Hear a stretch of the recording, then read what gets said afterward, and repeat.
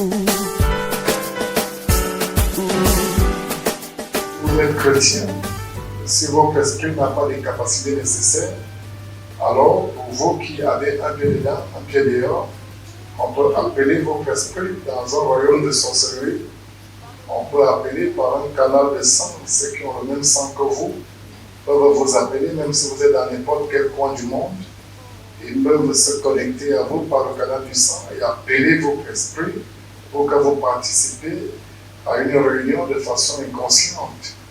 Parce qu'il y a des portes que vous ouvrez souvent qui leur permettent d'avoir accès à vos vies, comme la porte de la pratique, quand vous faites des pratiques de tradition. Ce sont des portes qui vous amènent à des pratiques de sorcellerie de type inconscient et qui laissent dans ces pratiques une partie de votre esprit, parce que l'esprit d'un homme est subdivisé en des vies. Donc vous pouvez avoir 1 million de vies. Si vous allez visiter un marabout, vous allez laisser votre esprit à peut-être 10% là-bas chez le marabout, et vous allez prendre quelque chose du marabout que vous allez ramener chez vous. Chaque fois que vous allez visiter un marabout, une partie de votre esprit va rester dans le cercle de ce marabout. Peut-être un pourcentage, mais voilà, votre esprit peut rester à 15% chez le marabout.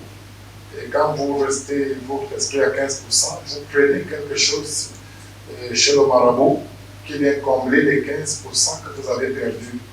Vous ramenez quelque chose du marabout dans votre vie et vous laissez quelque chose de vous dans son cercle.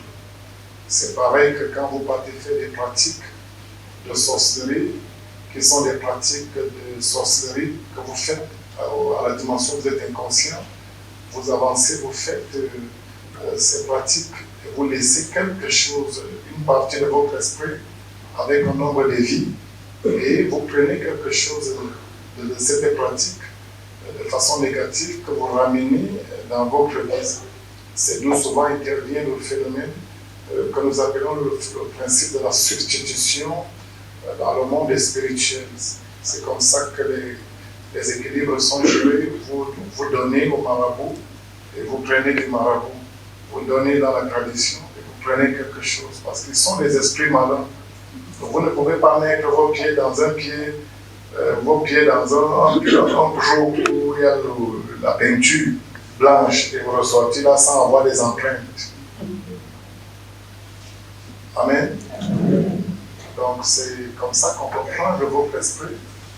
On peut ramener votre esprit. On vous invite dans des cercles où des gens conscients, ceux qui sont conscients des activités de la confrérie peuvent vous inviter. Ils peuvent vous inviter, vous vous trouvez là-bas. Ils finissent de faire ce qu'ils veulent faire avec votre esprit. Et après, ils vous ramènent cet esprit tout en restant avec une partie de cet esprit dans ce cercle. Donc, il y a donc des rêves qui sont portés des messages négatifs. Et nous vous avons expliqué que dans la conscience, il y a une mémoire. Il y a une mémoire dans la conscience de l'homme qui peut correspondre et il y a d'abord une mémoire dans la conscience de l'homme de tout temps.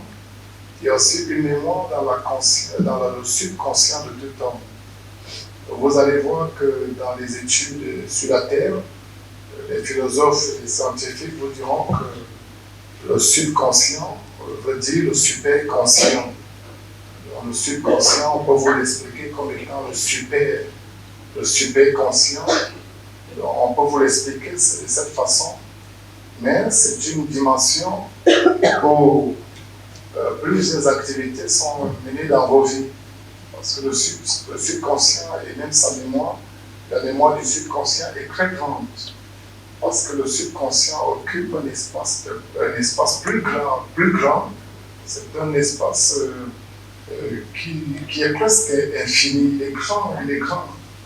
Le subconscient ou le superconscient est capable de commander, de contrôler même la mémoire de votre conscience. Et qu'est-ce que ça veut dire? Dans la mémoire de votre subconscient, c'est dans la mémoire de votre subconscient que la plupart des messages que vous recevez pendant les rêves sont enregistrés. Alors, il y a parfois ce qui entre par la porte des rêves pour venir agir dans cet espace, peuvent entrer parce que le subconscient il est très vaste. C'est un monde là-bas, il est très vaste. Il y a même des gens qui bâtissent, qui construisent des empires dans le subconscient de plusieurs personnes. Et on peut construire beaucoup de choses. Et tout peut être enregistré dans la mémoire du subconscient. Et alors, si Dieu veut vous communiquer ce que vous avez vécu pendant vos rêves, l'information va s'enregistrer dans la mémoire du subconscient. Et une information enregistrée de cette façon, Dieu même va créer le canal par lequel l'information gravée dans la mémoire du subconscient va partir de cette mémoire pour venir se greffer dans la mémoire de votre conscience. Mais si le message n'est pas parti de la mémoire de votre subconscient, vous n'allez pas vous rappeler parce qu'il faut que le message parte de loin pour venir s'inscrire dans la mémoire de la conscience. Si le message n'est pas enregistré dans la mémoire de la conscience, vous allez oublier ce que vous avez vécu. C'est donc dans cette mémoire, dans la mémoire du subconscient, où les satanistes agissent, où les sorciers agissent, ils peuvent vous utiliser comme esclaves dans un royaume de sorcellerie pour vous pratiquer des activités de façon subconsciente. Et puisqu'ils ne veulent pas envoyer, ne veulent pas que le message, vous soyez au courant du message, ils vont veiller à ce que dans la mémoire de ce subconscient, qu'il y ait toujours un esprit qui soit toujours prêt à effacer. C'est dans ce point aussi que peuvent intervenir aussi le phénomène des pertes des mémoires. Le phénomène des pertes des mémoires aussi peut venir au moment où il y a certains esprits qui peuvent être placés au centre de votre pensée, dans la mémoire de votre pensée, pour effacer régulièrement certaines informations qui viennent dans votre... Il y a des informations qui peuvent venir dans la mémoire de votre pensée par seconde. Et le diable, lorsqu'il va vous décrire, il va s'arranger à décrire ces informations dans la mémoire pour que vous soyez toujours en train d'oublier, que vous ne vivez que de l'oubli. Amen. Amen. Donc, les rêves sont une réelle partie de la vie d'un homme. C'est pour ça que comme le monde des esprits ne fonctionne pas comme le monde des hommes. Quand les esprits veulent communiquer avec les hommes, surtout quand Dieu veut communiquer avec les hommes, Dieu va trouver une personne qui, l'un de ses serviteurs, vous allez voir que dans le cas de Nebuchadnezzar, Dieu utilise qui? Il utilise Daniel. Il inscrit dans la mémoire du subconscient, la mémoire des rêves. Parce qu'il y a la mémoire des rêves, pour ne pas aller loin pour ceux qui ne peuvent pas mieux comprendre, dans la mémoire de ce superconscient, c'est dans cette mémoire que Dieu enregistre sur le message et Dieu projette ce message dans la mémoire de sa conscience. Par contre, Nebuchadnezzar, il reçoit le message, mais l'oublie, parce que Dieu l'efface. Dieu l'efface. Il efface et Nebuchadnezzar oublie, mais il est conscient qu'il y a quelque chose qu'il a reçu. Et il cherche quelqu'un pour une explication. Bien d'abord, il veut une personne pour lui rappeler d'abord ce qu'il a vécu. Et il veut qu'on lui rappelle. Et après le rappel, il veut quelqu'un qui lui portera une explication. Mais Pharaon, Dieu a permis à Pharaon, il a enregistré le message dans la mémoire de son subconscient et il a projeté le message dans la mémoire de la conscience quand Pharaon se réveille le matin, puisque l'homme utilise beaucoup plus sa conscience.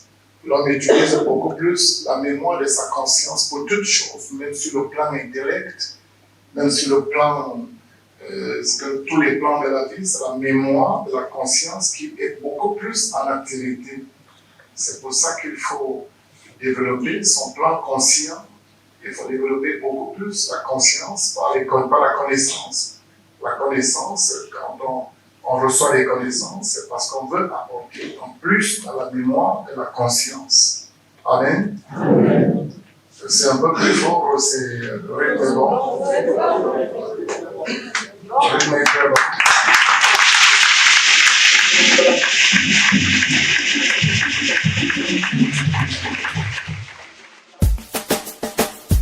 Ooh.